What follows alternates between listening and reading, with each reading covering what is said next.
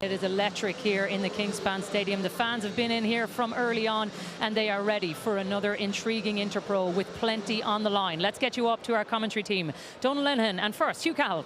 Thank you, Jackie. Yeah, so on we go then with just 3 rounds of the URC left to play, and a mouth-watering tie between Ulster and Munster here at the Kingspan Stadium. The home side and Ulster fans indeed still smarting over last weekend's defeat to Toulouse in Europe, but a chance to put that behind them here tonight, and a push for a league title and some much needed silverware as well. Munster hoping to stop a run of 4 successive defeats in the URC. Well, another strong team named by Dan McFarland despite that defeat to Toulouse, and the same type 5 that started here on Saturday night: Warwick, Herring and Moore, with O'Connor and Henderson in behind in the second row. The only change then in the pack comes in the back row, where Nick Timoney shifts to number 8 and Geordie Murphy slots in at open side. A first start for Michael Lowry at 10 in the absence of Billy Burns. McCluskey and Hume continue in the centre, so effective in the midfield pairing, and Stuart Moore comes into the back 3 to start at full back. That's how they line out then. And as I said, a strong Ulster starting 15. What about the visitors? Well, 7 changes from the Munster side that beat Exeter last weekend at Thomond Park, including 5 in the pack, where John Ryan comes in at loose head, Diarmuid Barron starts at hooker, and Stephen Archer at tight head. Thomas Ahern was a late drop to the bench with illness, so Jason Jenkins starts alongside John Klein in that second row, with Alex Kendellen promoted from the bench to replace Peter O'Mahony, and Jack O'Donoghue switches to the blind side flank. In the back line then, Craig Casey comes in at scrum half in place of Conor Murray. Dialende and Farrell continue in the centre. Shane Daly, core Constitution winger, starts on the wing, joining Mike Haley and Keith Earls in the Munster back 3. That's how they line out. Beautiful night, beautiful spring evening here in Belfast. Perfect conditions for a game. Donal Lenihan, it's an Interpro, and towards this stage of the season, it's absolutely crucial for both teams to get a win. Yeah, it certainly is hugely important in the Pro. I've been coming here a long time, Hugh. I never remember the weather like this. It's an incredible evening for a game, and a massively important one for both sides. Ulster, for them, they've got to just forget about what happened here last week. A bitterly disappointing 1-point aggregate loss to Toulouse. For Munster, they're here on the back of a brilliant win. They're in the quarter-final of Europe, but URC is their bread and butter. They really have to win tonight if they have any chance of trying to host a home quarter-final. So huge amount at stake for both teams. I know you're looking forward to see Thomas Ahern, who plays in your position, of course, but Jason Jenkins is in there today, and I guess, look, it's a little bit late in his term at Munster really to get excited about it, because he's leaving in a couple of months' time, but still in all, it'll be interesting just from a Leinster point of view, first of all, but also just the power that we know that he has, and can he apply that today? Yeah, he's a good forward, but unfortunately Munster have seen little or nothing of him since he arrived last summer. I think he'll prove to be a good acquisition for Leinster. Disappointed to see Thomas Ahern crying off. I think he's a really fabulous athlete. He is on the bench, so we might get to see him later on in the game. We might indeed. Referee from South Africa, as you've just seen, is Jacob Paper. His assistants today, Andrew Cole and Paul Haycock of the IRFU, and Brian McNeese is our television match official. It is Mike Lowry with 10 on his back to get us underway here. Beautiful evening, as I said. The sun is just setting in the distance, and the floodlights have been turned on. First early touch here for Craig Casey, who has injected so much pace over the course of the 2 legs against Exeter in Europe. Interesting to see how he copes today against John Cooney, younger of the 2 scrum halves in red, obviously, and Cooney at 32 years of age, playing some fantastic rugby at the heart of everything good that Ulster did against Toulouse last weekend. Yeah, good exit there from Casey. As you mentioned, he's done really well coming on. I thought Conor Murray was excellent in the away game against Exeter. Last week Casey came on and injected pace, as you say, but it's that back row. Kick-off taken by Alex Kendellen. I'm again himself and John Hodnett. Jack O'Donoghue, what a season he's had. He shifts to 6 today. He's taken over the captain's role from Peter O'Mahony. First line out goes according to plan from Alan O'Connor. In behind to Balakoon. Big tackle from Keith Earls. He had to make that. It went forward off him. But if he didn't make contact indeed with Balakoon or the ball, Ulster were in plenty of space on the wing. Playing advantage still for that knock on. Balakoon slow to get back on his feet. Looks like he winded when he took that tackle from Keith Earls. Was straight into the midsection, and he's struggling to catch his breath at the moment. Quick hands. Timoney with 8 on his back this weekend. Leaves it for Cooney. Popped to Marty Moore. Played more rugby than he had planned to last weekend against Toulouse because of the red card to Tom O'Toole. And he, of course, not involved today because of that. There for Cooney again. Lowry trying to shift this Munster defence. James Hume was a real handful for the Toulouse backline. Anytime he got the ball here on Saturday night, just gone. And what a season he's had as well. Has to be Andy Farrell's plans as they look to bring that squad to New Zealand. Balakoon back on his feet. Box kick from Cooney. Daly claims the high ball. And it's there for Casey now. Joey Carberry. Into the midfield they go. Dialende, nice quick hands out from Farrell as well. That's better from Munster. Here's Alex Kendellen. In behind from Barron. Carberry with the flat pass again. Archer. 195th league appearance for Stephen Archer today. You're trapping him down, do that. Earls. And hold him in. Trying to go past Larry. And Timothy. Needs to get the ball back. And he does so. Crowd finding their voice. Not quite as loud as it was this time last weekend, but still plenty of supporters for home and away. Carberry, lovely pass on the outside. Was that forward? Oh, just. I tell you, there was very little in it. Yeah, just about drifted. We're right in line with it here in our position in the stand. I think it did drift forward. What a fantastic opening to the game. Both sides looking to keep the ball in hand. Brilliant pass under pressure from Dialende. We don't see that too often. You just see the pass here. Look at the halfway line. Definitely forward. No question about that. I think I might have been a bit exaggerating there. I think there's a bit of dirt on your glasses there or something. But you go back to the start, if you like, the new man on the block, Rob Balakoon, what an outstanding player he is. Keith Earls, 34 years of age, still doing his thing on the wing. And he took the chance shot out of the line. When you do that, you have to make the contact. And what a contact he made.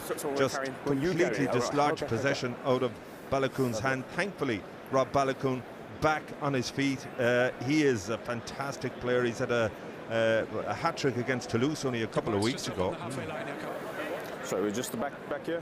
And I mentioned James Hume, you know, being foremost in Andy Farrell's plans. Surely Robert Balakoon has to go on this trip to New Zealand, right? Well, I think he will. I think the intention is that Ireland are going to play 2 midweek games against the Māori All Blacks.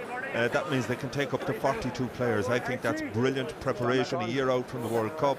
5 games, everybody in camp together, expanding the group that you can bring. I think, considering because of COVID, Ireland haven't toured for over 2 years, so that's going to be huge.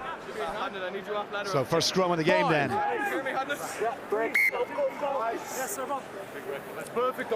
We're spoken about control. Both teams control your own weight. Interesting to see, as I said, a whole new front row from Munster here. Warwick, Herring and Marty Moore for Ulster. Ulster have lost 8 scrums on their own feed this season. Only Ospreys with 12 have lost more. So Munster might look to get an edge here, Donald. Yeah, and they have a fresh front row. This was the replacement front row, if you like, last week against Toulouse. Archer, as you mentioned, massively experienced. Jeremy Loughlin has done a great job at loosehead, given that Dave Kilcoyne has been out since the Six Nations. But I think Ulster front 5 have come on in leaps and bounds over the past 2 or 3 years. A lot of options for them in the second row now.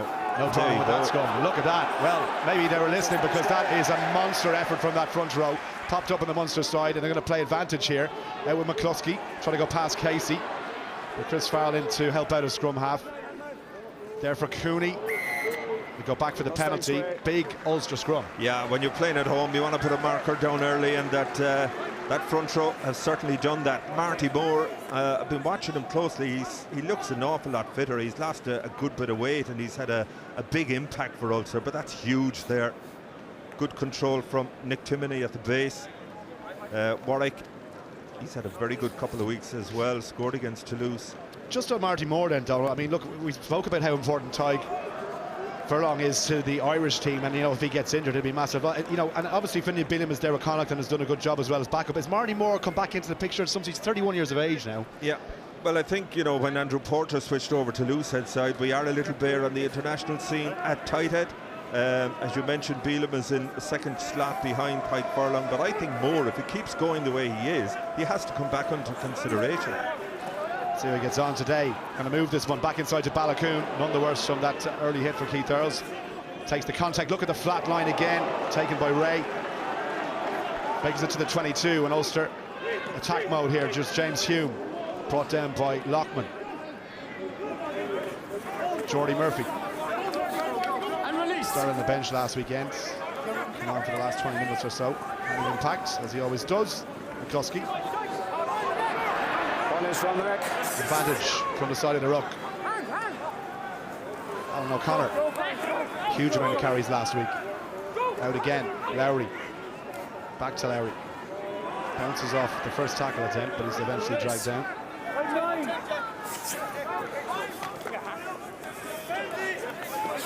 Should be there for Cooney. Still playing advantage. From Moore in behind. Little crossfield kick now. Scored from this position inside of 22 last weekend. Look at James Hean. He's such a handful. Tackled by Farrell again. 13 on 13. We'll go back for the penalty. It's very kickable.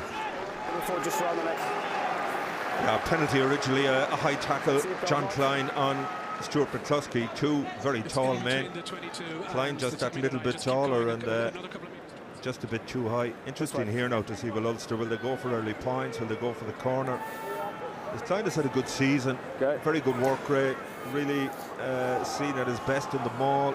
Hits a huge amount of rucks, and he's not the most nimble line-out wise, but that physical presence has proved hugely important, and no surprise really for me to see John Cooney opt to go for the post early on, try and establish a bit of a lead, because Ulster really, they've dominated the opening 7 minutes of this game.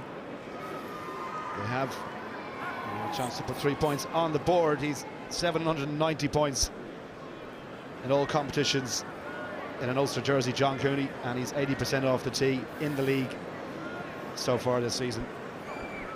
Hasn't featured a huge amount in the URC, albeit, but I'm expected to knock this one over.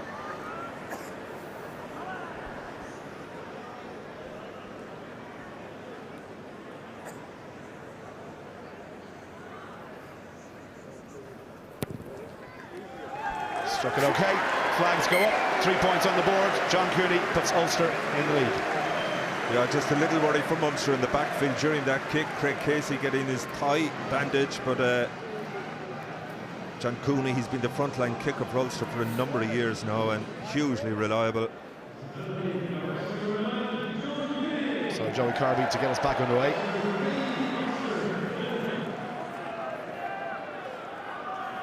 Versus home club Clontarf in action tomorrow in the All-Ireland League against Corkon and Castle Avenue. Massive crowd expected for that one. It's a long time, it feels like, since we were watching Joey Carby playing a Clontarf jersey, I should say, in a league final, but it's a decent drop out, and again Ulster just happy to find touch on the far side of the pitch, and Munster just keen to get their hands on the ball here now, Don. Yeah, I think so. Look, Munster, they launch an awful lot from lineouts.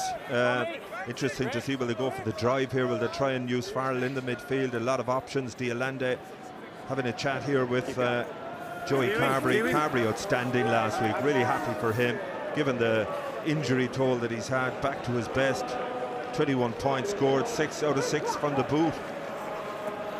Clean line out as well, taken by Jack O'Donoghue. Casey, now it goes to Dialende, short pass to Farrell. Maybe a battle between himself and Hume over the course of the 80 minutes here. Back to Carby, look at the long floating pass. This time it definitely goes backwards, and it's O'Donoghue who's on the wing. Well tackled though. Lockman to John Klein. I got nothing there. Jordy Murphy trying to get hands on it. They work the blind side, and Munster trying to get towards the 22. O'Donoghue, another carry. Casey. Ulster having to defend now. Archer. Quick ball again. Decoy line was beautiful. Now Carberry just slightly over carry, but in fairness to him, Shane Daly had broken the line, so he didn't have much of an option. Here is Jason Jenkins. Out it goes from Casey to Lockman. Tackled by 2, and advantage replay to Munster. Got them all. Again, it's a handy 3 points if they decide to kick it, but they're playing on here. Carby trying to lock the defence apart. Shane Daly gets away from the first, and the second offload is good. Decent rugby spell from Munster. Can they finish with a try? Another advantage now. Ulster going to have to be careful here. Archer. Don't want to give a yellow card away. They were down to 14 very early on when Robert Balakoon got sent to the sidelines last weekend against Toulouse. Casey waiting for it. Out it goes to Farrell. Yes, advantage. Still playing advantage to Munster. None coming. Great response to that early penalty from Ulster. Munster just set play off the line out. Eventually looking to try and find Jack O'Donoghue out in the 5-metre channel. Great pass off. Quick tap from Casey. No, can't take it. Sorry, Donald, go ahead. No, you're grand. They're just looking there. Referee said for some reason he can't take that. That's what Casey brings. But as we mentioned, that's two 15-metre passes already from Joey Carberry. So encouragingly, Munster looking to play to win, looking to spread that Ulster defence right across the field. But I think pragmatism taking the place here, and Jack O'Donoghue just asking Joey Carberry to see if he can continue that fabulous kicking spurt. As I mentioned, 6 from 6 last week, scored the try as well, 21 points in total. And you just feel his confidence is back. Yeah. I think it certainly helped. Thomond Park rocking for the first time in 3 years, a full audience, great atmosphere, and that certainly helps. You're pretty good, but I can't reward you if the tackle is still in there. Yeah. So it's straight in front of the post here. No wind, perfect night for goal kickers and full backs, and should be all square.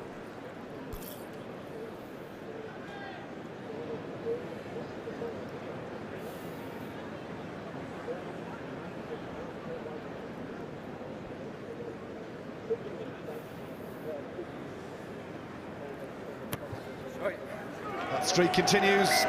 3 points apiece then. I mean, we saw last week Donald Exeter at Thomond Park, maybe some saying a little bit naively, turning down opportunities for 3 points when they were presented with them. Munster, the right decision there.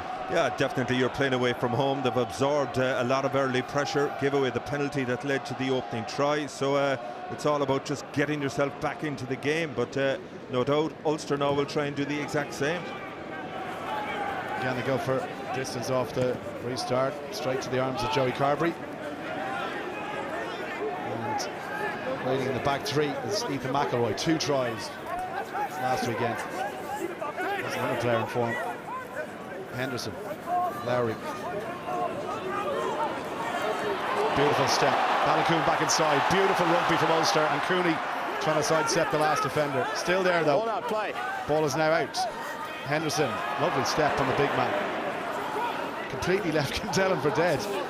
Lowry, out it goes to O'Connor. 2 to bring him down. Ulster won it quickly. Cooney again goes left. Lowry.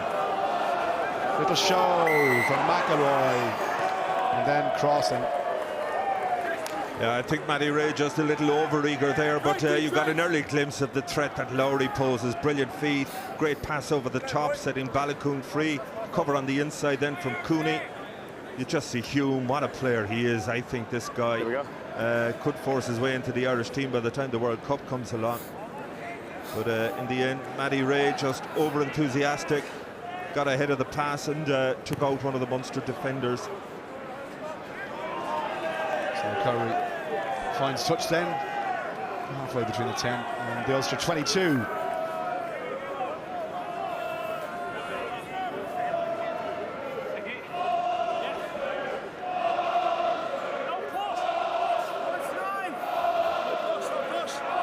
We saw last time out Munster just going off the top, doing that power play, eventually using Farrell in midfield.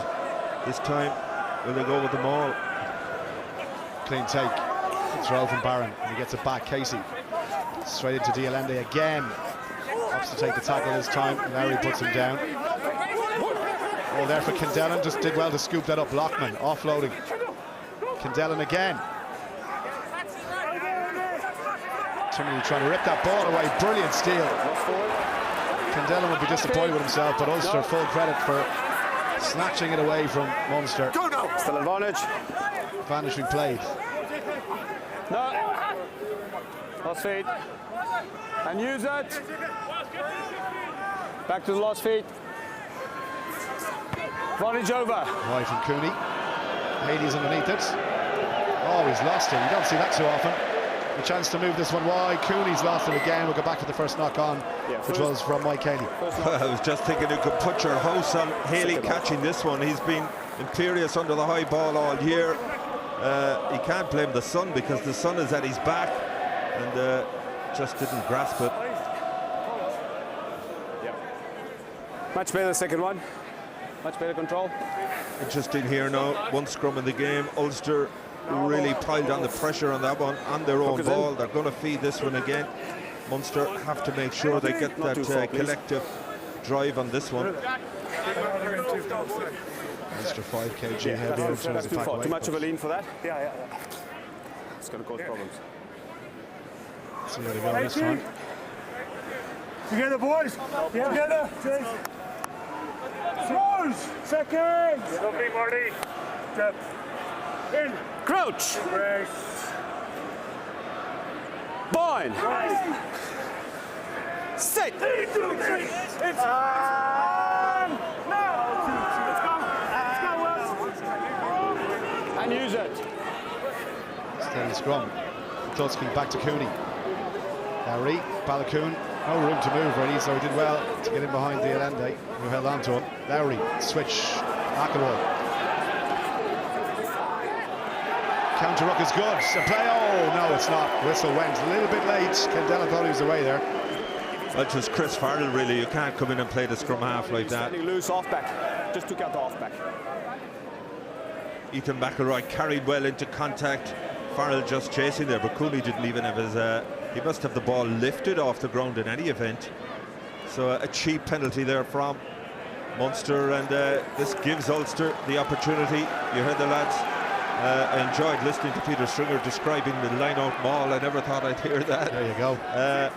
But as Peter mentioned, 67% of Ulster's tries coming from this really powerful line-out maul. Let's see, can they add to that here? The perfect position. There's part one done. Henderson transfers it to the back with Herring. What a try-scoring record he has, particularly in Europe this season as well. Almost unstoppable, Rob Herring. And that's why the try statistic from the line-out has been so high. He's been a huge part of that. Stopped once as Jakob Pepper. Still with Herring. Still going forward though.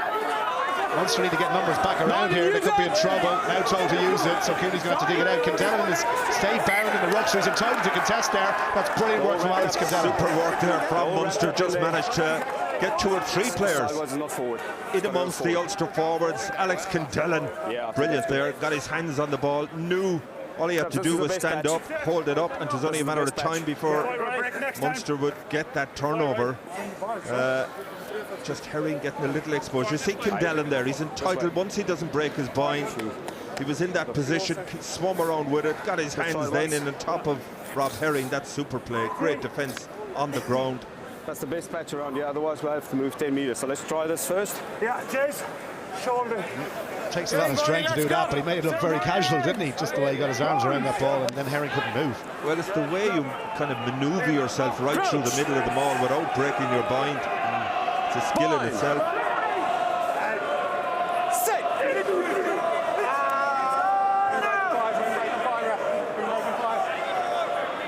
It's a better scrum from Munster.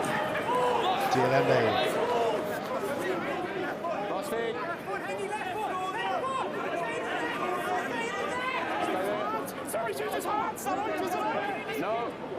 Casey just taking his time here. Swings the left boot at it. And he's going to find touch on the 10-metre line. Yeah, I think Ian Henderson might have got a hand to that. Assisted ref doesn't agree. On the line. It's a good defensive stand there from Munster. As I mentioned, the power of that Ulster maul, Munster would have been well aware of that coming up here, and they would have worked all week on the decision to stay on the ground, the decision to get the weight in early, and they'll be thrilled with that defensive set. It's gone forward from Henderson, so the advantage for the knock on here. Here's the Allende. Here's that brilliant try last weekend after the pass from Simon Zebo. I'll say congratulations to Simon Zebo. Put up a post on Twitter today confirming the birth of his daughter, so that's why he's not in the squad tonight. And congratulations to the whole family as Carberry takes it to the halfway line. And use it. Casey now. It's going to drop outside the 22. Oh, the contest and a take from Daly. Brilliant leap into the air. Now Lockman, off it goes. Jason Jenkins.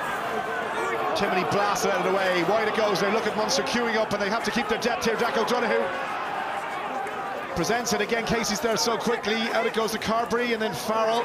McElroy breaks the tackle though. And Munster get the penalty. Entry. 10 coming through this way, round the back. Yeah, just coming in from the side, but brilliant take there from Shane Daly. He's always been brilliant in the air, played a lot of his rugby at fullback, and Munster just feeling the momentum at the moment. And if Ulster had their opportunity off the ball only a couple of minutes ago, Munster now the ones looking to put the pressure on. Great counter there from Munster. Line's yours. It's a real chance here, isn't it? 6-7 metres out. Neither side particularly fast starters in the league so far this season. Ulster's try scoring about 46 tries, but only 9 of those in the first quarter. So Ulster can try and get an edge here. This is the perfect position. They didn't take the line out. They did in the second attempt though. O'Donoghue trying to wriggle past Jordy Murphy did well.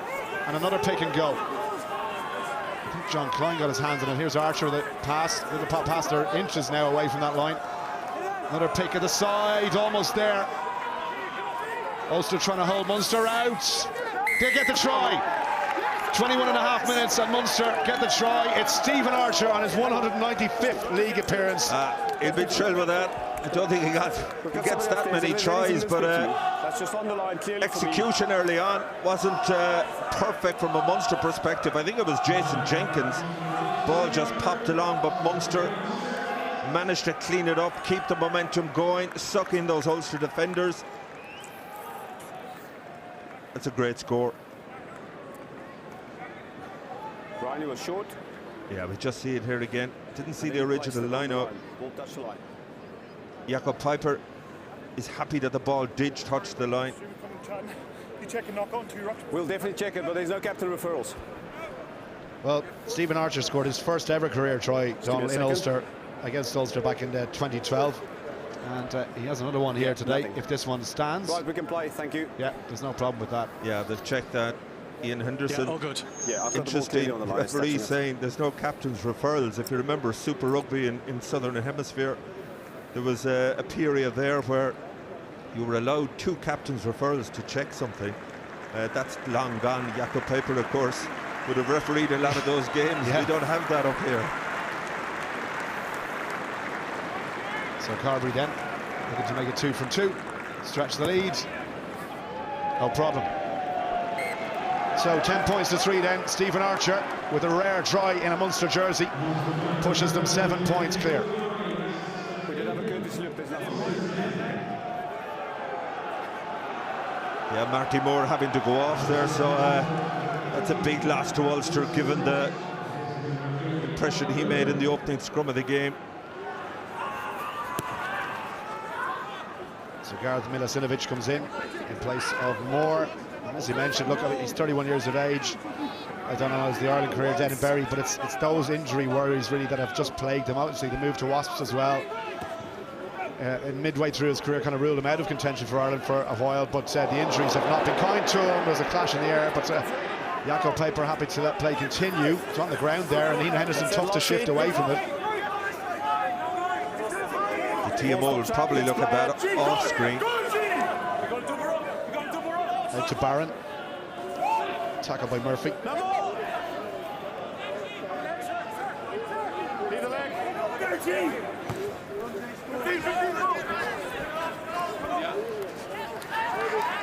Tackle on Stuart Moore. HOA for Marty Moore, by the way, so he could still come back on. But 10 minutes to find out.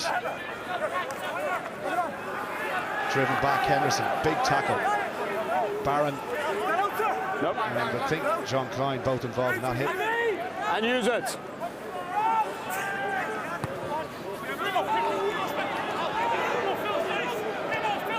From Dillon. Super tight. Carberry. Crossfield kick. Keith Earls after this one. Keith Earls, it's going to sit beautifully. Oh, the volley as well. Where's this one going to bounce? Towards the 22 and just about into touch. Nice skills from Keith Earls there to volley that one over. Improvisation on the run, wasn't it? Great kick crossfield from Joey Carberry. Great peripheral vision to see the space was out there. Keith Earls, he knew he wasn't going to get to catch it. Got to double on it, and again Munster now will look to try and increase the pressure here. No doubt they'll challenge in the air at this part of the field. Rob Herring, who's an outstanding technical hooker. See Jack O'Donoghue gone up in the Peter O'Mahony role there in the front of the lineup. Kick from Cooney. Earls underneath it. Stays in field. Here's Haley. Rare touch for him. Lovely break. Still on his feet. And the offload to Kendellen. Tackled by Matty Ray. There for Casey. Carberry. Dialende. He's trying to hold his feet. Did a good job of it. Carberry. Oh, lovely break. And the offload to Farrell. He should have held that. Joey Carberry did all the hard work. Farrell just couldn't hang on. And now Munster have to defend. Out it goes from Stuart Moore to Stuart McCluskey. Bounce. Deceptive. Shane Daly's there, and he's on his own here. That's all he could do, really. Back with Moore. And the dummy tries to break the tackle.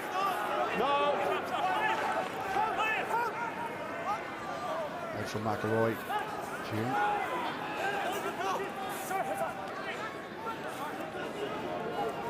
Not a good pass. Stuart Moore opts to kick it down the full back channel, and Haley returns the favour. Now Balakoon has a bit of room here. The crowd want to see him run. Jury obliges, tries the hand. Oh, beautiful offload. McCluskey in support as well, and then placed it on the ground. Ball was out, says referee Jakob Paper. Crowd don't agree on the far side, but Munster have it back. Casey with a dummy. Still Casey. Dialende. Jenkins to John Klein. 2 second rows combining. Back to Dialende. Munster offloading the ball for fun, and Carberry to Chris Farrell. That's better from Farrell as Keith Earls outside him. Farrell to Keith Earls, and Munster in for their second try. That was a really well worked move, finished off by the man himself. Well, that's as good a try as I've seen Munster score in a long, long time. Brilliant interplay between backs and forwards. Great timing of the pass, great decision making under pressure. Dialende here has the vision going wide. Joey Carberry earlier on had created the break. Farrell couldn't take it then. Simple 2-on-1 there. Drew in Moore as the last Ulster defender. Gave the pass to Keith Earls, was always going to score there. What a try from Munster. And we obviously don't have captain referrals, and we don't have credit team referrals. To the front five forwards, Jenkins and John Klein. Two good early offloads, creating the space out wide, and Farrell having just made a mess of one great offload from Chris Farrell. Gives the scoring pass to Keith Earls. Great score. Yeah, look at the acceleration from Farrell as well, and just drawing the last defender. That's what it's all about. Keith Earls, well, he had the easiest job, but a brilliant team try. And you know, Chris Farrell as well, Donald. I mean, we obviously know Fekitoa is to come in for Munster next season, and Antoine Frisch announced he's joining from Bristol at the end of this summer. So there's a view here that Chris Farrell might switch to 12 next year, but that'd be interesting if he did. Yeah, it is. No doubt he can play in that role. But first miss kick from Joey Carberry for a while, but you go back to that Chris Farrell drop earlier. You must remember he came up through the system here in Ulster. He was part of an Ulster academy. Didn't work out for him. He went off to Knoble when Bernard Jackman was there. Took his chance. So, you know, sometimes you come back to your home and you want to prove so much. You kind of overextend yourself a bit, and like he'd be disappointed with that drop pass, but getting the opportunity to make up for it so quickly, he'd have enjoyed that. There's been a notable difference in Munster's attack approach, Donald, and I say that because they are now passing the ball between backs and forwards very comfortably. They're offloading the ball a lot more. Their attack looks a lot more potent than it has done, and it's been a shift that we've only really seen in the last couple of months or so. Yeah, I mean, it's been outstanding to watch here. Certainly the width they've put on the game is fabulous to see, but it really is the work of the front five and the ability of them to keep that continuity going. Good decision making under pressure, creating opportunities out wide. Ulster now under a bit of pressure, 12 points down, just under the half-hour mark played, and they have possession. Lowry to Hume, tries to go past Loughlin, still going. In behind from Alan O'Connell. Lowry again. Milosinovic, still no sign of Marty Moore, by the way.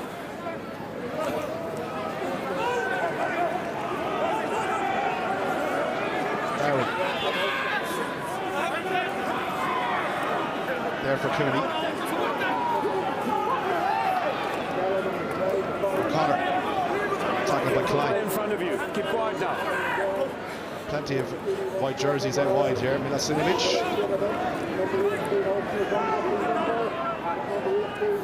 Lowry. Hume.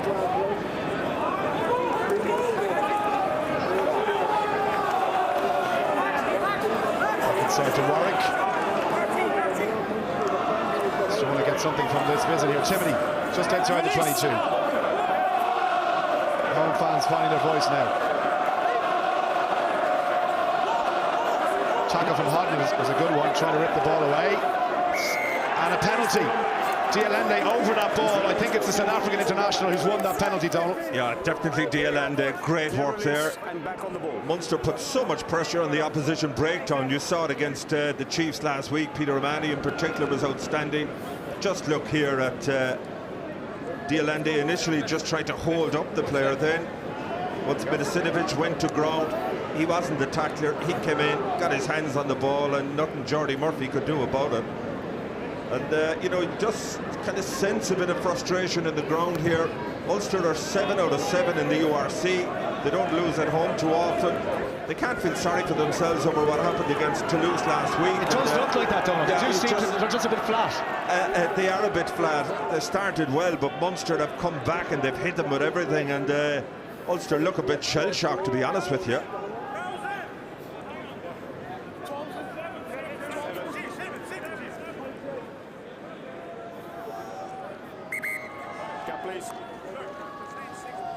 They're just making sure the gap is kept between the two packs before the ball goes in. I give you a decent gap.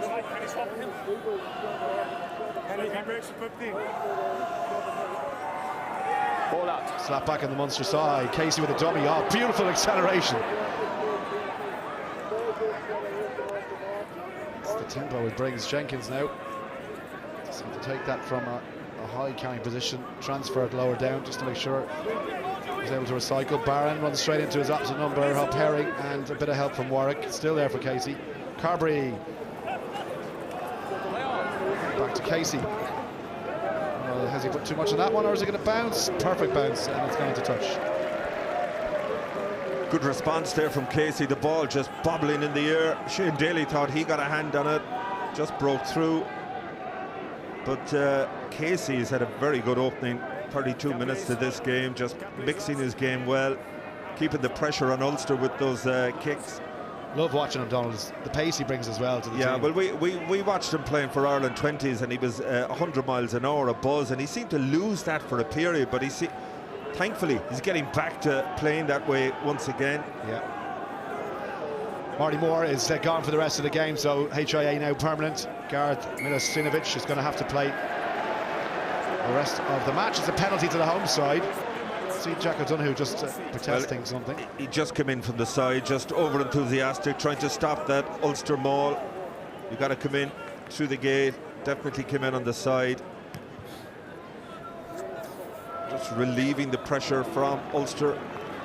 What a season he's had. I think he's an outstanding player. I think 8 is actually his best position, even though he's 6 tonight. You just see here, he's in on the left-hand side of this maul, goes around the other side. Just there. Keep that gap. That's on the side. 36 tackles he made over the 2 legs against Exeter. Didn't miss a single one. Yeah, he's also an outstanding line-out forward. Kluski. Balakoon. Tackle by Farrell. Cooney to O'Connor.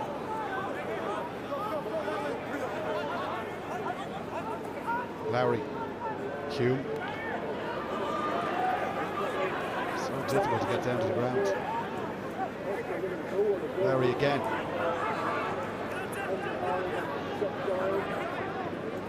Anderson.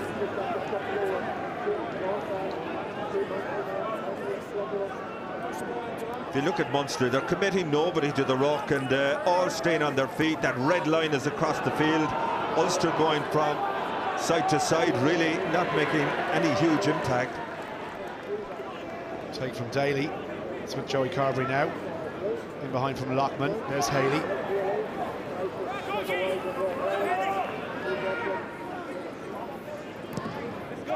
Carberry decides to put a Kicked down just outside the 22 and relieve a little bit of territorial pressure. Now McIlroy's after this one, and he might get a chance to grab it. No, Casey just didn't seem to know where it was going to bounce, and it's broken kindly for Cooney. Cooney's still going. Chance for Ulster here. Options both sides. They go left. Was that the right option, you wonder? Space was definitely out wide on the right-hand side. Here's Alan O'Connor running into his opposite number. Cooney has it again. Lowry. Home fans roaring them on. They want to see something from this one. Now out it goes. Here's Stuart Moore. Tries to go past Haley, the offload. It was too ambitious, really. Ulster had, there was a knock-on in the middle of all that, but I think the advantage is over now. Just see Stuart Moore here. Ambitious pass was forward. Balakoon had no chance. Give it a moment. Just a bit of attention to Dermot Barron for didn't quite see what happened to him. Anything, lads? It's been a really entertaining, you know, 4 minutes to go to half-time. Both teams trying to keep that ball alive, but I think Ulster far too lateral at Munster defence, really coping with everything that's been thrown at them. They're actually shepherding them out towards the touchline.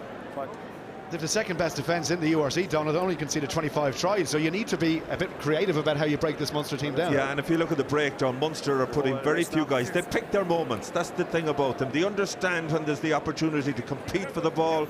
We saw that against Exeter last week. I think they had 7 turnovers in the first half of the opening game in Sandy Park, whereas Exeter had none. And yeah, David Barron is okay. He's ready to throw the ball in here. But that's been smart, good intelligent play in and around the contact area.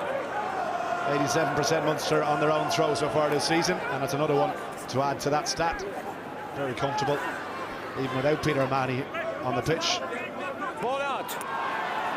Casey again swings that left boot, gets rid of it, and Ulster would have to put into the line out. We've got just under 4 minutes left to play here, and I'm sure the home fans want something to take into the half-time dressing room. Yeah, they do, but it's difficult. Munster are doing the basic things well. I mean, their exiting from defence has been very clever, taking no chances.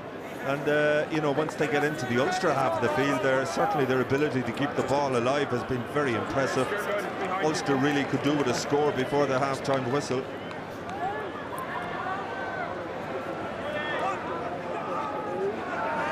Herring goes to the back. Number 15. Taken by Jordy Murphy. Going backwards off that. Herring trying to straighten the run here. A breakdown of communication there. Timony waiting for Rob Herring to come around to take that ball. Koski, 2 outside him. Just a little bit of a drift. There's a grubber click through. Awkward one for Haley. He's got to be careful. Swallowed up here. Gets the pass away to Daly, who was there to help him. And Munster just try and secure this one. Home fans on the far side roaring for something. Koski told to leave it. Casey, wrong side for a left-footed kicker, but I'm sure anywhere outside the 22 will do for him. Was that touched by an Ulster hand? It was. The assistant referee has just changed his call, so Munster getting all the breaks at the moment, but Craig Casey, as you mentioned, he's taking the responsibility to clear their lines. Very good kicks with both feet. A huge advantage.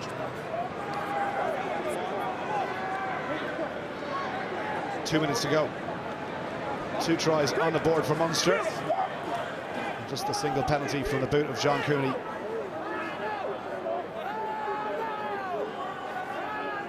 And use it once. Play back. At the back with Barron. Use it or lose it is the call. A little bit slow to give that pass away. And Henderson able to read it, but a safe touch nonetheless. Ulster will have one more go. Yeah, well, Craig Casey was standing in the 10 position to clear the ball. Nobody seemed to be aware of that. You can see his reaction there. Lads, listen to the call. Ulster get something here before the break. Second in the table before kick-off today. 10 wins, 5 defeats. And 2 more games after this one, away to Edinburgh and home to the Sharks. And the home quarter-final very much within their grasp, as it is with Munster too, and the penalty that will be frustrating, I'm sure, for Dan McFarland and his coaching team. Yeah, well, look, we've seen referees pick up on this a lot now. Just guys getting into an offside position. You just see there, Ray. It's Ray just pivoting in, putting his body in between the Ulster player and the Munster defender. You just can't do that. And I've seen numerous games. It happened at international level. Ireland lost a try as a consequence of it. Munster, I think, was it against the Bulls? They had a try clocked off for the exact same thing, but teams don't seem to be aware of the fact that referees are looking for that now. Dan McFarland looking on, I'm sure hugely frustrated this week. I mean, look, not going to harp on about it as well, but you know. Yeah, but Hugh, you got to react. I mean, this is your bread and butter. They're in a great position. They're second place in the league. It's a huge game in the context of a home quarter and semi-finals. It's gone loose, and here's Ray. Can he make amends then for giving away that penalty? Good start there for Cooney. Queuing up on the left-hand side now. Plenty of width and pace in this Ulster back line. Hume almost goes over the tackle attempt of Hodnett, who did enough to stop him. Lowry, dummy, rubber kick through. Haley read it and allows it to bounce into touch. We've gone the 40 minutes. That will be the last action of the first half then. An entertaining game. 2 tries from Munster on the board. The first from Stephen Archer and then from Keith Rose. A brilliant team try from Munster. The home side yet to fire a shot, really. 3 points from the boot of John Cooney. Half time of the Kingspan. Ulster 3, Munster 15. Analysis after the break. To Donal and Hugh. Thanks, Jackie. Certainly ready. Yeah, Rob Herring out from the dressing room. James Hume had a pretty decent first 40 minutes, but you can't say that about a lot of the Ulster players who just looked flat out there, Donal. And I guess Dan McFarland had his work to do in the dressing room. It'll be interesting to see how they respond for the second half. Yeah, and there has to be a response because they've been second best in almost every aspect of the game. Interesting to see if they'll change up their attack. Darren Cave mentioning, you know, his comments on Mike Lowry as a tenor interesting. He definitely seems to have more scope to make an impact on the game from 15. So they do have Ian Madigan, who hasn't played a huge amount of rugby for Ulster in recent times, but that option is there. Of course, they could shift Lowry back to full back. I think, yeah, you know, he has played fly half before in his younger days, and he does enjoy the position, Donald, but I just don't think you're getting the maximum value from Mike Lowry at the 10 channel. Yeah, look, he's devastating, brilliant feet when he has a little bit of space, so I imagine it won't be long before McFarland will look to make a few changes. Can't tell you that Sam Carter has come on for Ulster in the second half, and I think it's Ian Henderson that's made way.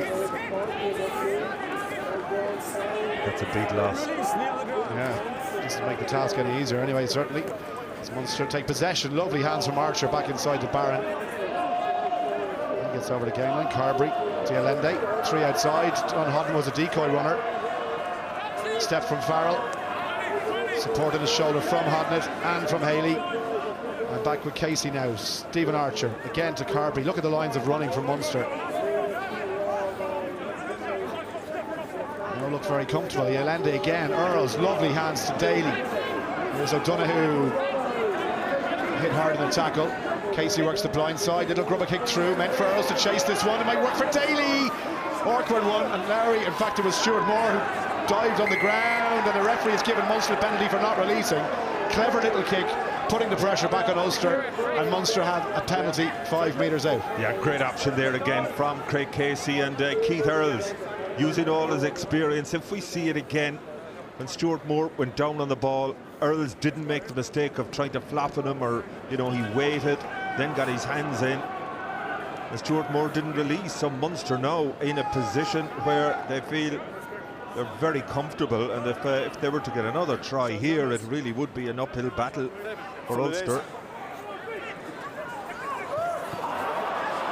Well, it's gone forward from a white hand, so with advantage, the intercept won't count.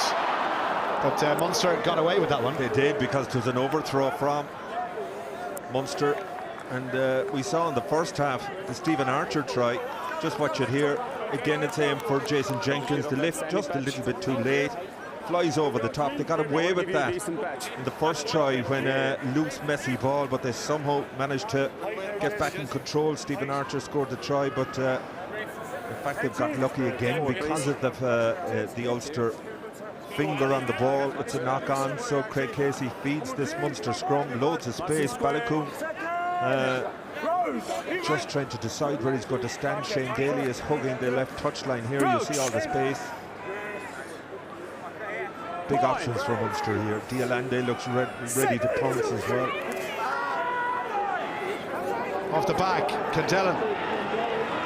Just quick to move. Casey again in support. Here's Jenkins. Wrestled to the ground by McCluskey. An advantage being played to Munster. There's Tackle the man without the ball. Tackle the man without the ball, says the referee. Tackle the man without the ball. Ulster under serious pressure here now, and does Jack O'Donoghue look to extend the lead? Have a scrum, yeah. And again, it's just that take the opportunities, push the lead out to 15 points. You're over the 2-try mark. That's a good decision. You're stressing Ulster, whatever Dan McFarlane would have said at half-time. That's taken the sting out of it, the opening 4 minutes of that. And, you know, it just... You look at the way Ulster played against Toulouse in the last 2 weeks. That's like the contrast is huge. They're a pale shadow of that side, and as I say, you can't afford to feel sorry for yourself. You've got to move on. No problems with that. 3 more points on the board, and it is now a 15-point game, so it's a 3-score game with Munster. And in these type of Interpro derbies, it's a comfortable enough lead. Yeah, it certainly is. Munster getting their big men on the ball. Jenkins a little bit high there, but Stuart McCluskey just giving away the penalty.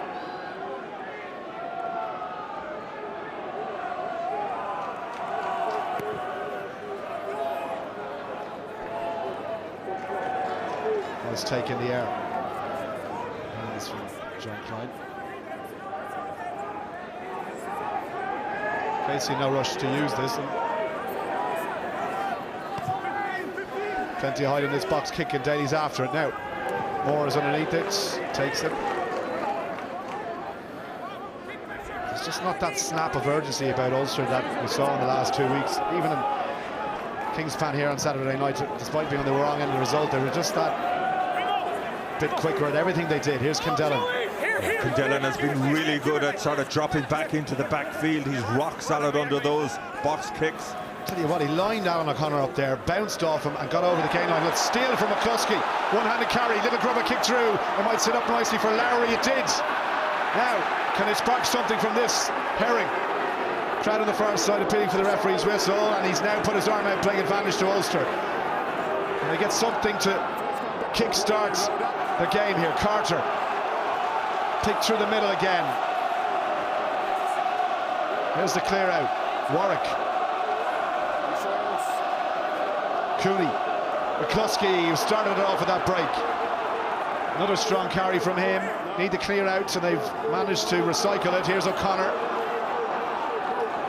Cooney has it again. Right they go. Larry. Oh, Hume has dropped it. No advantage coming. Go back for the penalty. They knew it was coming, but again, Hume just took his eye completely off that ball. Yeah, he did, but maybe that little spark of inspiration might just come from Stu McCluskey. It was a brilliant one-handed take in the air. We're not going to see it here. This is the pass at the end that Hume fumbles. You go back to the game. I know you were here last week for that Toulouse game. Look at this. He just plucks. He's a big man. He's about 6'4". One-handed take. Got away with the chip, and that Mike Lowry recycled the ball. Reminiscent there, Ethan McElroy. What a take he took out of the air for the Ulster try against Toulouse last week, and Ulster with no option. They'd have to go to the corner here, and that maul hasn't worked for them tonight, but they have to convert this opportunity into points.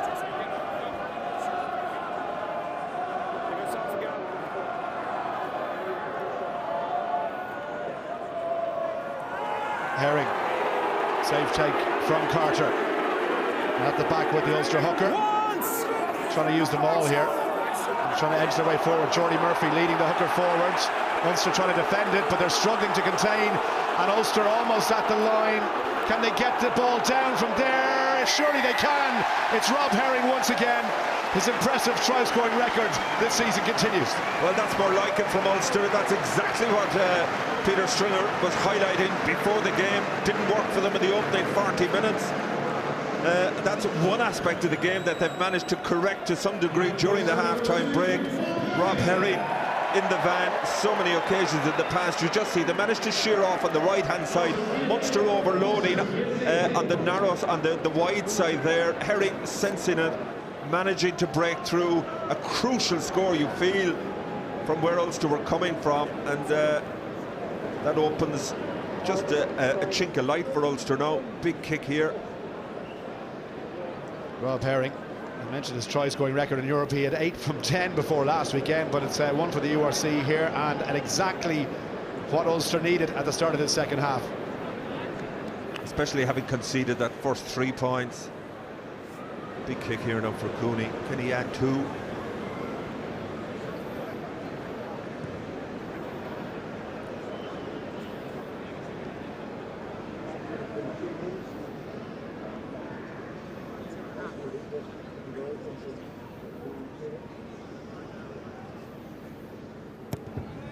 It's 13 out of 15 in the league so far. Before today, it's now 15 out of 17 for John Cooney, and he closes the gap to just 8 points. Yeah, that's a marvellous kick, and you know, when you watch him strike the ball, he turned straight away. He knew it was sailing over the post, as we just see Herring, that splintered Munster defence, unable to hold him up. We're back to an 8-point game. So Joey Kirby then. Over half an hour, plenty of time left in this game, and it has been very entertaining so far. Stuart Moore, left-footed kick, over halfway. Bit of room for Carver if he wants to run this one back. He's going to give it to Kendellen, who I'm sure will take the shortest route to go. Straight into the try score, and Herring puts him down. Barron. Tackled by Milosinovic.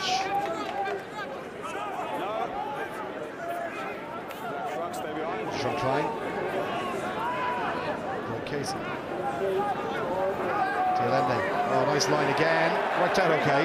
Ball went backwards, so the fans on the far side said it went forward, but from this angle it certainly looked like it was okay. It went backwards. Yeah, I think it was, but Munster getting 1 or 2 breaks here tonight.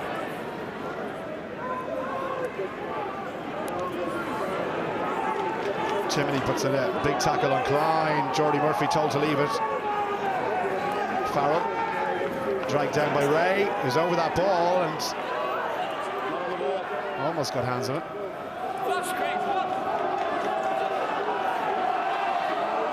Casey decides to vary it with a kick. Be marked for Cooney if he catches it. That's exactly what he does. Yeah, I think he's just looking to take the sting out of Munster there. John Klein putting in a huge shift tonight, huge amount of carries from him. Yeah, it went backwards, no question. Yeah, it went backwards, back into the hands of Tielende. Just concerned for Munster now. Shane Daly just taking a bang to the leg. Yeah, just as he went up to contest that, he just knocked his knee off. More awkward, I'd say, than anything else, but you hope it's not the kneecap itself, and just underneath the shin bone. So a few Cork registered cars down in and around Belfast when we're making our way to the ground, so the travelling supporters making the trip. Yeah, there's a lot of Munster supporters come up. It's the motorway is now fantastic. You can get to Belfast in just over 4 hours. Graham Rowntree, I'm sure, looking forward to the 1st of July when he can take ultimate responsibility. A lot of speculation down south in terms of who's going to join him in that management team. A lot of big decisions to be taken. You've heard all the usual names. Yeah. In terms of Mike Prendergast, who's done a great job with Racing 92.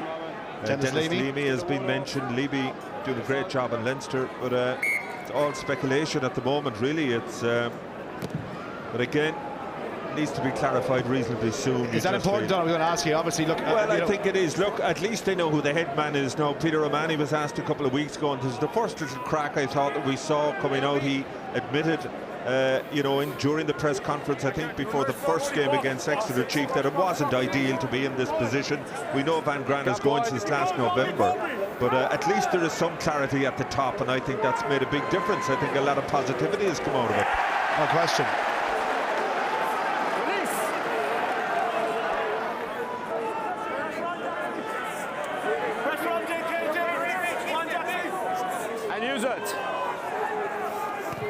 Cooney.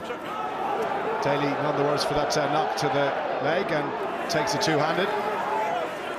Good tackle to bring him down from Matt Ray. Box kick again. I don't know who's after this one. Stuart Moore underneath it. Clobbered by Haley. But he had gone to ground. Nothing wrong with the tackle. Lowry. That's the burst of acceleration we see all the time at full back, but not so much at 10. He's running into the big men, and that's the difficulty, whereas, you know, on those 15-metre channels, he has that little bit of space to make his magic work. Kendellan, nice hands. Great take again. Just looks so exciting, doesn't he? At Munster number 8, Dialende, out it goes to Hodnett, 2 outside him. Just drifting Keith Earls, Chris Farrell. Well, was it forward? Crowd give a bit of a sarcastic cheer on that far side. Well, a bit like Thomond Park, the crowd do play their place in situations like this. Just have a look. Didn't look forward, did it? Looks very marginal from that point of view. Keith Earls is kind of a wry smile there, isn't he? Have you tried his coffee brand yet? No, he certainly seems to be making a big impression. Yeah. It's great. It's great to see players, you know, think about the afterlife. What Well, they have to plan do. for the future, right? And Keith Earls knows there probably isn't too many more seasons left on the clock. Just see Thomas Ahern, who cried off the game because he was ill, I think, last night. He's now come on, so he's got over that. Stephen Archer is gone. That's James Ryan in. Josh Wycherley in at loose head. They were the 2 starting props against Exeter last week, so Munster not wasting any time in terms of getting those fresh legs on. You see it so often now in games at all levels. The front row's rotating. You can start one week on the bench the next. 11:14 is the coffee, by the way, just in case you're wondering. We'd better give it a plug, seeing as how we mentioned it. That's a decent scrum down from Ulster. They've got the penalty. His momentum starting to shift slowly towards the home side. Carry from McCluskey, got the offload away. And the offload again almost to Nathan Doak, who's just on the pitch. His first touch, and it went forward. He'll go back for the penalty.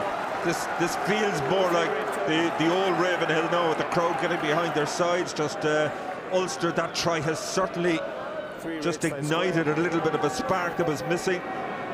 And again, no hesitation. We'll go down the line here. Significant couple of minutes now in the context of this game. You just feel it's pendulum swinging a little bit back in Ulster's favour. Crowd have found their voice. Let's see if Ulster can capitalise on that. Decent platform here, you can see. Good atmosphere as we were coming into the stadium earlier on as well. And now they're going to try and go from a lot further out than their previous try. It's gone down, Doak. Trying to get out. It's advantage to Ulster. Munster not rolling away. I think Kendellan the guilty party, but Ulster having to defend now, and Ulster still driving towards the line. Warwick, help from Jordy Murphy. We're going to go back for the penalty. Much improved Ulster in the second half. Yeah, but the whole shape of the game has changed in a matter of 5 minutes. That try really has woken Ulster up. The maul all of a sudden has become a potent weapon. Munster's defence in that case non-existent. And this one is going to be bang on the 5-metre line, so Munster going to have to defend again. John Hodnett going down. Chris Cluhay on the bench. So Lowry with the ball in hand. There's Hodnett just receiving a bit of attention. As he said, if Cluhay there to come on. Out and out open side himself, so if he can't continue. Yeah, great to see him back. He was out for almost a year with an Achilles tendon injury. Again, part of that great 2019 under-20 Grand Slam winning side. The likes of Harry Byrne, Josh Wycherley was on that side again. A huge amount of players already have made their mark from that group of players. But big moment now in the context of this game. If Ulster were to score again here, this place will go wild. Lowry just issuing a call to the back line. I wonder whether the back see the ball at all, which was a success in the steal from Thomas Ahern. He's only just on the pitch. And what, 6'9" of him getting up? Well, that's what he does. Line's in. Line-out's not over. The line-out's not over. Well, that's huge from Thomas Ahern. You go back to the game against Exeter in the last 2 minutes of the game. If you remember the Keith Earls tackle with Chris Farrell, after when he held up Woodburn over the line. After that, Exeter had a line out 5 metres out. And Thomas Ahern up against Johnny Gray pilfered that one as well. What a way to introduce yourself into this game. The 43rd steal for Munster, and the opposition throwing a line out this season, and a crucial one. Yeah, but an interesting decision. Up to that point, Munster had done all their defending in the maul on the ground. They didn't challenge in the air. They just gambled there because Ahern was on the field. They decided to go for it. Sometimes you get complacent in terms of if you think the opposition aren't going to challenge in the air, and Munster kind of second-guessed them there, putting Ahern up. Well, you think back to Toulouse as well, when Ulster were brilliant in every facet of the game in France in their first European Champions Cup game, except for the line-out where they had a lot of the ball stolen, the two Arnold boys getting up to rob. But you've Thomas Ahern there, it's the same effect on the hooker, staring down the channel of a 6'9" line-out jumper. Has to make life more difficult. Yeah, and just on cue then he loses that one. Well, there you go. Commentator's curse. But it's a knock-on, and it is an Ulster scrum. That has silenced the Ulster crowd, though. They were just starting to find their voice. It certainly has, and I think it's Carter just got a hand there.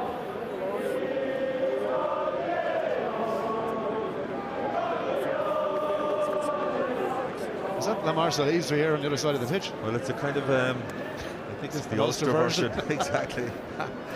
So I'll say, can't be too many French rugby fans allowed back in after Toulouse last Saturday night. Anyway. Crouch. Bind. Set. Solid scrum again. Now Doak just waiting for the scoop from Timoney. Klosky, Lowry with the wrap. Stuart Moore, really good defensive read there from Chris Farrell to break the line, make the tackle, and drag him down before halfway. Here's Jordy Murphy, tackled by Kindellan and Hodnett. Look at that red line straight across the field again. It's exactly what you said in the first half. They're not committing too many numbers to the breakdown. They're quite happy to let Ulster have the ball, knowing that they'll pounce on their opportunity when the time arises. Now, can Ulster get in behind the gain line? No, they can't. Good tackle again from Chris Farrell. It's gone loose and almost lost forward. McCuskey had Doak on his shoulder. Jordy Murphy, dangerous one. Casey almost broke the line. Balakoon has to pick it off the ground. Tackled by Casey. And Ulster have lost 15 metres.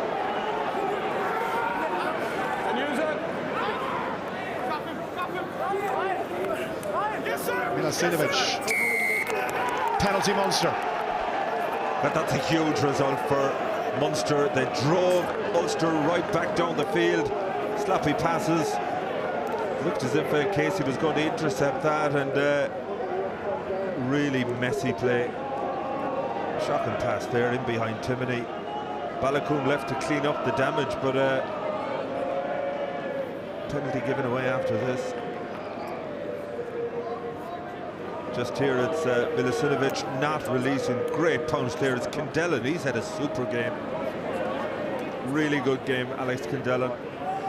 Yeah. Time's back on. Time's back on. So Joey Carvey then getting ready to attempt another 3 points as we approach the last quarter of this game.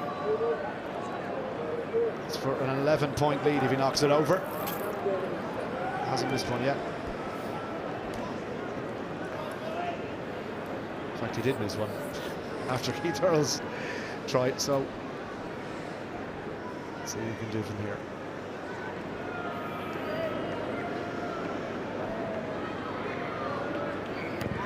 Clean strike, he likes it. Flags go up.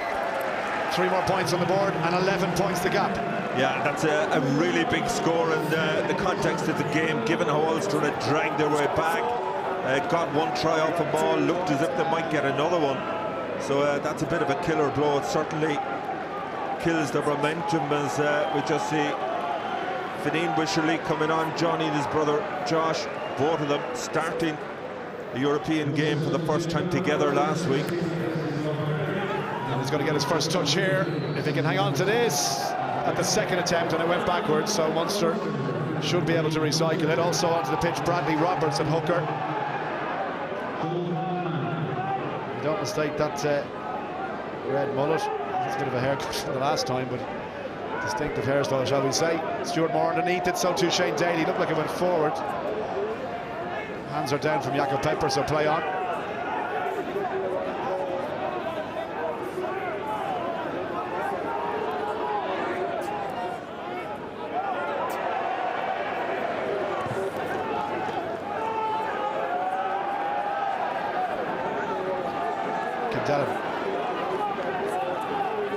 Good carry, Roberts over the ball. Roberts did really well to win that penalty. Substitute hooker just on the pitch. Yeah, that's the way to announce your arrival. Kindellan again imperious under the air, but just got separated a little from the support, rolled on the wrong side, didn't release. It's the first mistake he's made all night. You just see here, takes it in the air, carries well, but it just gets turned there, and yeah, Roberts did well. An amazing year for him, really. He was promoted from club rugby last year, found himself then, his Welsh background, he got capped for Wales, and I think he's going to the Dragons next year. Yeah, plenty of movement in the Dragon squad. Some players wanting out, others coming back home, and then it's not straight, so from the good to the bad in the space of 30 seconds. Yeah, and that's a killer blow. What do you want? What do you want? Line out strong. You just see Roberts' first throw. Just knocked down. Not down. It's got to go between the inside shoulder of the two sets of players. There's been a few of those already on the field from your team, so calm down, don't do anything silly. Sean really just getting spoken to by Jakob Pepper. So very little stoppages in play, Donald, or TMO reviews. I mean, we can't remember hardly a single incredible. And to be fair, in the first half, even penalties were low. I think it was 5 for Ulster, 4 for Munster. There's been a lot of continuity. To be fair, both sides trying to play. It's just the accuracy hasn't been great from Ulster in particular. Yeah, Ulster's discipline has been brilliant all season. They've only given up on average 9 penalties per game over the course of the league, which is the fewest of any side in the URC, so discipline has not been an issue for them. Maybe James Hume with his 2 yellow cards, and Treadwell indeed, but aside from that, look, they've been able to keep their composure. Casey, it's going to bounce just over the 10-metre line. There's Moore. Just inviting McEvoy. He's had a quiet game compared to last week when he had 2 tries and he was brilliant, but just hasn't seen a huge amount of ball, really.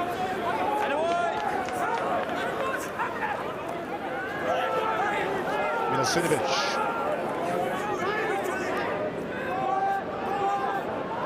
There for Doak.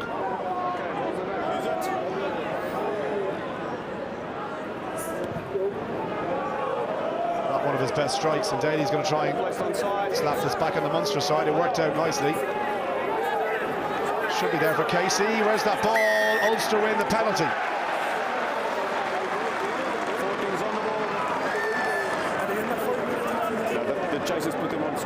Good work there from Ulster. You just see Daly got a hand to the ball initially, and is it Hodnett, I think, cleaning it up. Robert Balakoon winning the penalty, so Ulster then with the line out.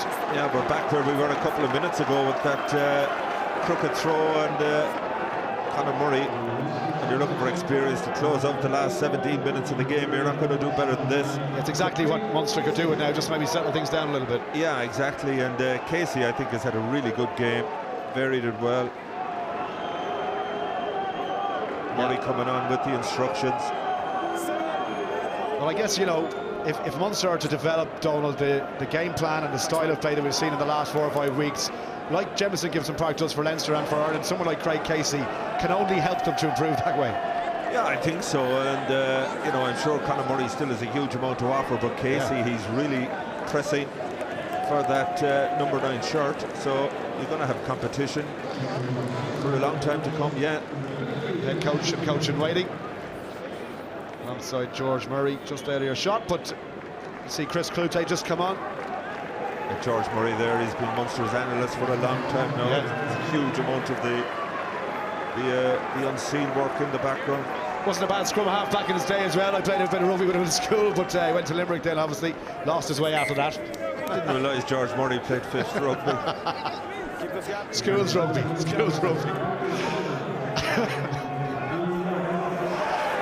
taken. Now chance to try and use this maul. Taken by Roberts. Oh, penalty conceded. What a time to do that. And look at Munster, what it means to them as well. Look at the reaction. I mean, that's brilliant. Roberts now, since he's come on, one crooked throw, one penalty conceded. You know, you're looking for an impact off the bench. He just gets separated here on the side of the maul. Completely isolated, doesn't release. That's brilliant work there, 23. Chris Clute, I think, who's just come on the field. That's the way to make your presence felt. Again, you just see, this is the trouble. If somebody goes off the back of the maul and he's goes away, it's Conor Murray with the initial hit. Then you see Clute coming in over the top, getting his hands on the ball. That's what he's so good at. Just obviously a bang to the neck, and it's good to see. Just pins and needles. Hopefully he's okay. Yeah, but he's not quite warmed up yet. He's only just on the pitch, obviously, and sometimes bangs like that, if you're... Yeah, well, you're in that exposed position as the jackler, you know, you're in over the ball, your neck is exposed. That's why they've actually, nowadays, once the poacher gets his hands on the ball, the referees are blowing that little bit quicker. Whereas a couple of years ago, you might have to wait 6-7 seconds, and in that time period, you know, you're taking 2 or 3 bangs to the shoulders and to the back of the neck. So let's hope he's okay. Good to see him sitting up anyway. Here's the steal again. Yeah, Conor Murray does well initially to hold him up. Because Clute isn't the tackler, he's entitled to go in straight away.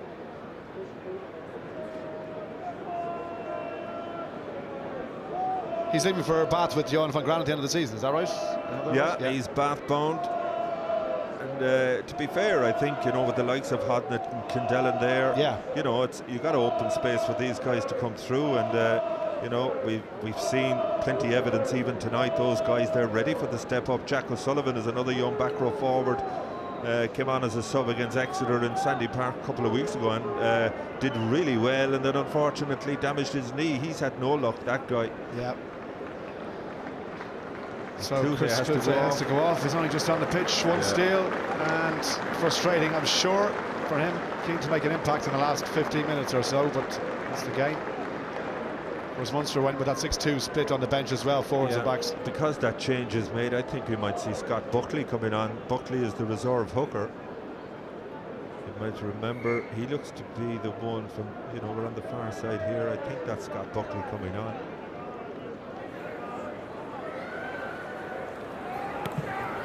So Joey Carberry then with the penalty and release a bit of territory almost towards halfway line. Yeah, that is Scott Buckley. You might remember, made his debut in that game against Wasps, the first round Champions Cup, scores a try, man of the match. I think this guy has a really good future ahead of him. Well, he's going to have to slot in the back row. I think he might have been a back row in school, if memory serves me right, before he made the transition. There's a long history of back row forwards at school level who changed to hooker predominantly. Well, he did. I know he captained CBC to a Munster Schools Cup. He was in the front row at that stage, but I think initially he might have been a back row. So Wycherley grabs the loose ball, needs to get a knee on the ground, he does so. Now Ulster have to let go. Murray, Carberry, Ahern, straightens the line.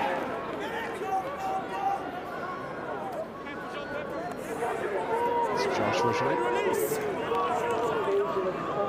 Joey Carberry's calling for it. Has a bit of room here. Puts the Garryowen up. There's underneath it. Going to get a hand to it. Chris Farrell, the first to react. Flag is down on the far side. Munster keep it in play. It's a loose pass though. And Barron has to take it on the bounce. Good carry. Advantage to Ulster. Again, he just gets himself separated.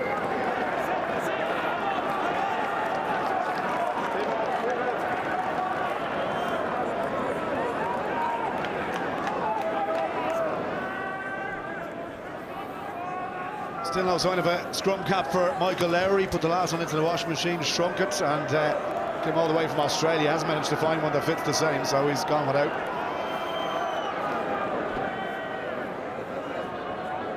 And it just kind of hasn't happened for him at 10 this evening. No. He's played so little rugby there, really, and it's, you know. Yeah. Amazing though, with this guy on Neil Doak, the entire Ulster backline have all come through the Ulster Academy, which is a great achievement.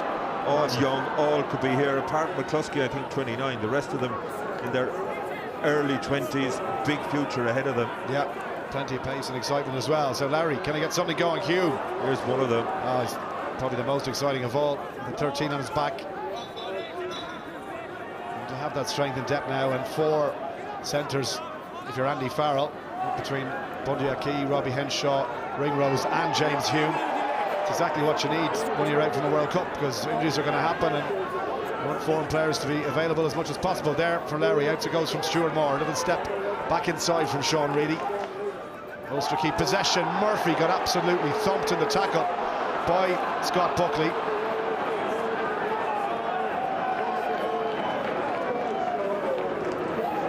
Carberry, big kick in over the head of Balakoon. Now, can he run it back? Get something going here. We know how quick he is. Oh, brilliant tap tackle by Mike Haley. One out of the Peter Stringer book, that one. Out it goes from Hume. Two-handed carry from McCluskey. Thought about the offload there for Doak. Ball was out, says the referee. That was Milosinovic with the carry. Dummy from Larry. Tackle from Jack O'Donoghue. And behind it goes Hume. Runs straight into Barron. Doak. Hands from Larry, out it goes from McCluskey again. Whistle's gone. Sean Reedy goes to ground, but it was a forward pass, says Jakob Pepper. The fans on the far side not happy. But it's a repeat of what we said in the first half. Again, I think Munster happy to stand back, let Ulster shovel the ball across the field, confident in their defensive line. Just see here, pressure all the time. Munster managing to get guys shooting out of the line, yet have a number of defenders still in place.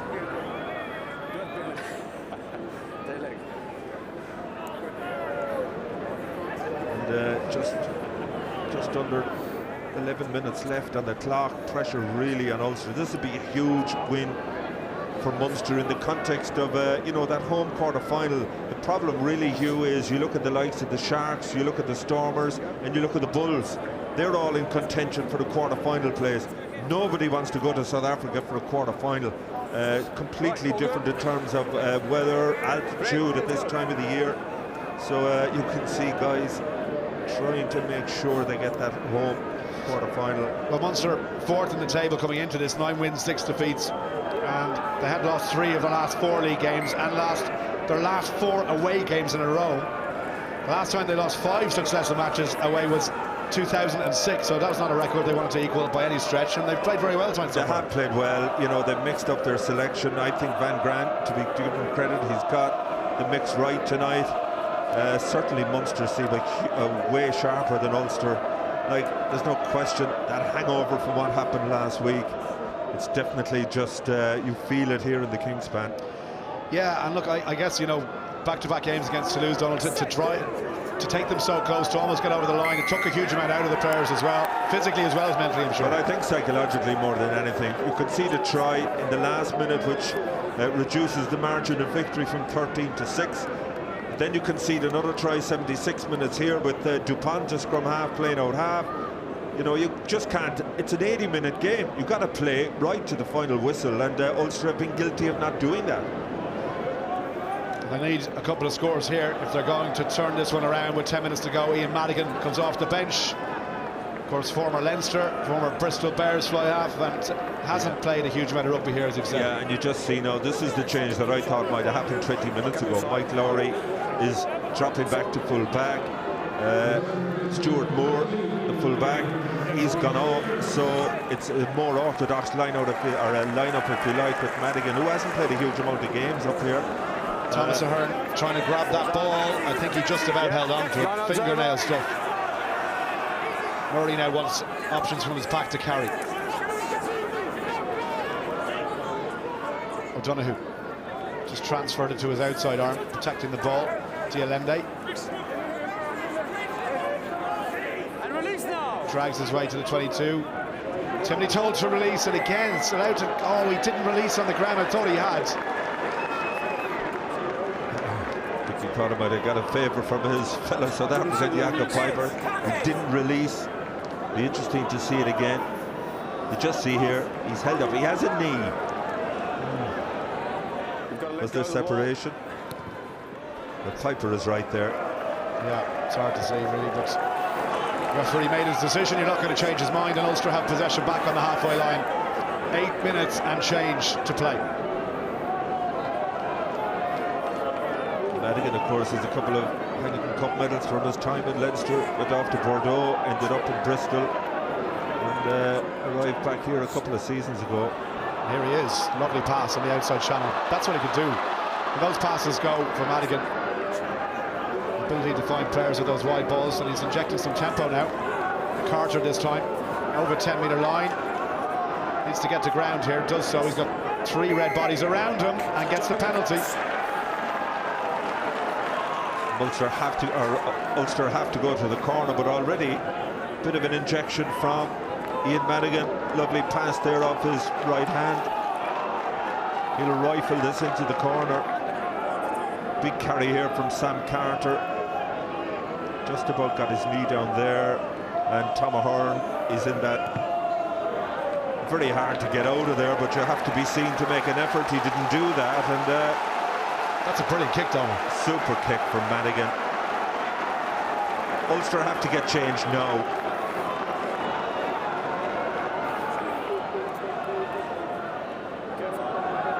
This guy's got to get his delivery right. No problem. And the maul. Rob Herring with the last try from an Ulster maul. If they get over here, they have a chance to sneak this one. Still time on that clock, but they need a score and they need one quickly. Doak. There's the step. Out from O'Connor. McCluskey. But McCarthy. O'Connor wasting no time with another pick and go. They're queuing up the left-hand side. Carter doesn't want to take too much out of it. Here's Madigan. Ball inside to Lowry. Lowry trying to go round. Really good cover tackle from Keith Earls to put him down. And the ball's gone loose, and now it's a penalty, and it could be. It should be a card. Shane Daly, without question, coming in on the side, has to be a yellow card to Cynical. Yeah, he's gone already, and I think he knew it. Another kick for the corner, another chance from the line out. Shane Daly shaking his head, but I think he gambled. That's exactly when yellow cards were brought in, for cynical fouling like that. But Ulster, they have to convert. Roberts again finds the target, and again Ulster try and set them all. O'Connor just trying to edge them forward here. They found a soft change and they found a gap. Just gone down, penalty advantage. They get another chance from here, almost there. There for Doak, you might fancy go. No, the pass to, yes, Sean Reedy's there. It's a lifeline for Ulster. They've 5 minutes left, and they're now within a score.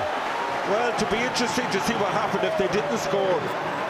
I think Keith Earls could have got another yellow card there. In fact, the referee is talking to him, and you should get the yellow card regardless of whether the opposition score or not. Just watch it here, and you see Keith Earls there.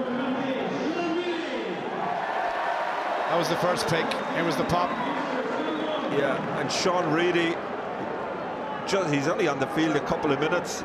That's Keith Earls there, and yeah, you're right, so didn't release the ball. Yeah, but they got away with it. But Sean Reedy, what a score from him. His grandfather immigrated from Castle Gregory in the early 1950s, a little village over the Connor Pass from Dingle. Thank you. And the kick now to bring them within 4. Doak. Well, we have an interesting last 4 minutes now. 105 points in his Ulster career. The young scrum half. We have a very interesting last 4 minutes now. It's a one-score game. Can Ulster steal this one? Yeah, but critically for Munster, it's a 4-point lead. And they're strolling back to the halfway line. Yeah, I mean, I think they were screaming for another yellow against Keith Earls. Bear in mind, Munster now have 14 men for the closing 4 minutes of this game.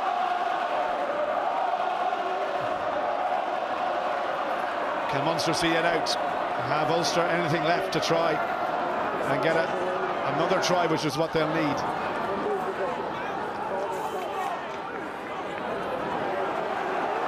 Again, Munster just slowing it down. They don't want another player in the bin. It would make their task of trying to defend all the more difficult. Lowry out to Balakoon. Well, you know this guy how quick he can go the length of the pitch. No question if he's given any room. No room there though. Tackle from Scott Buckley to bring him down. Counter up from Munster, but they're told to leave it. Here's Madigan trying to spark something. There definitely has been an increase in tempo since Madigan's come off the bench, and now he's gone to full back. McElroy.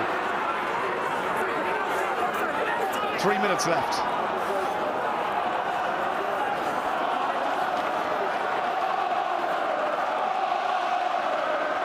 Home fans roaring on their team. Doak, Madigan again. Got to keep hold of that ball. Have to find some sort of position to work the way in. It's kicked through. Chases on from John Ryan. He's not the quickest, but I tell you, Joey Carberry is, and he almost got there, saving Bradley Roberts. Now they literally have to go the length of the pitch. That's an incredible save by Bradley Roberts. He was under pressure from both Joey Carberry and John Ryan, but how vital is that boot of John Ryan just to be able to buck-root it up the middle of the field. But I think Ulster have erred. They should have made that change at half-back earlier. Yeah. They've looked altogether sharper since Madigan's come on the pitch. I know it's only been a few minutes. He's down receiving attention at the moment. You just see the ball breaking out there. Joey Carberry putting pressure. Roberts did really well there.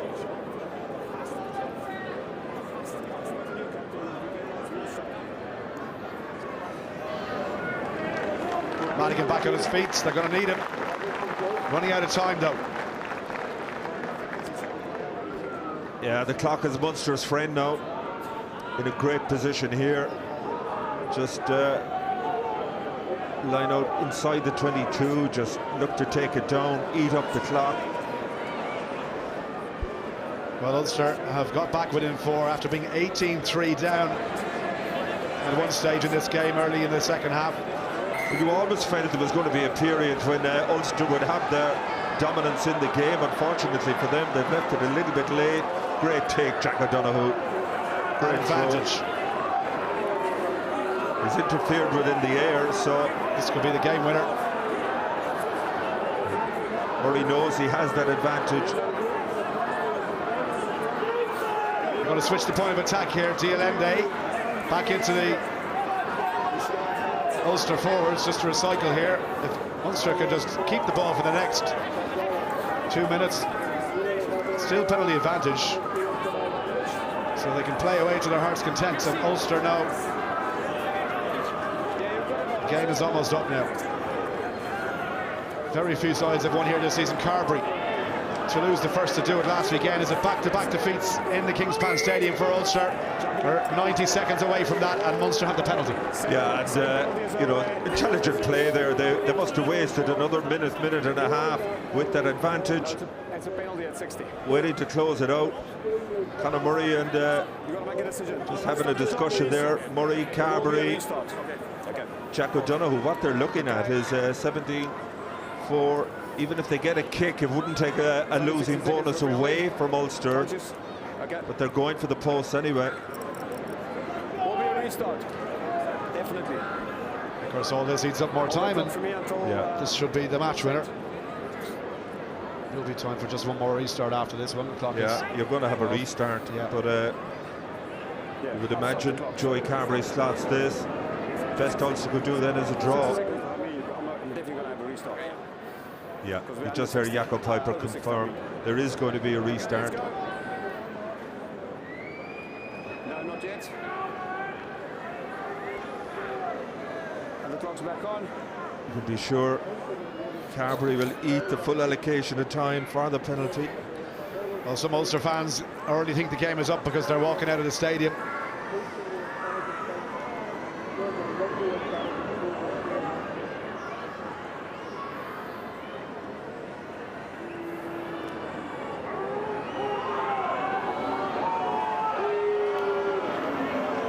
Every second used up by Joey Carberry, all his experience. Starts it on the right post, brings it back in beautifully. It's a 7-point lead. The most Ulster can hope for now is a dramatic draw. Yeah, and you know, restart is everything here now. If Munster take it in, that's it. The game is over, and a significant win, as you said. I know they lost to Toulouse here last week, but they haven't lost in the URC here. 7 home games, 7 victories. And in the context of what happened last week, you think this would be a real body blow for Ulster. Taken by Farrell, should be it. Last 5 seconds then, maybe one more carry or send it back deep in the pocket and kick it into Rosette. Joey Carberry, the 80 minutes is now up. He's asking, Conor Murray is asking. One more carry. Josh Wycherley. Oh, he's lost it. Penalty. That's that. Well, look what it means to them. They've come to Ravenhill, I should say, Kingspan Stadium, Donald, and do what no other side in the URC has managed this year, which is a victory away from home. As Joey Carberry kicks it into the stands, the final whistle goes. This is a hard-fought and very impressive Munster win. Yeah, it certainly is, and you can see there what it means to the likes of Kildellen. Super game tonight, and it's, you know, you feel it. You know, everybody we met coming in here tonight, all the talk was about last week, and that cloud was hanging over there. There's no question it impacted on the way Ulster played, but you've got to give credit to Munster. The quality of their play in the opening half, certainly some of the offloading and their continuity play was brilliant. Second half they closed Ulster down, but they had to bear in mind Ulster fought back into the game, but overall fully deserved victory for Munster, and it puts them in a strong position out for a home quarter-final. No doubt about that. More disappointment for the home fans leaving the Kingspan Stadium and into the Friday night here, but for Munster, they've come here and taken the points and given themselves a huge chance now of that all-important home quarter-final. Final score at the Kingspan Stadium, Ulster 17, Munster 24.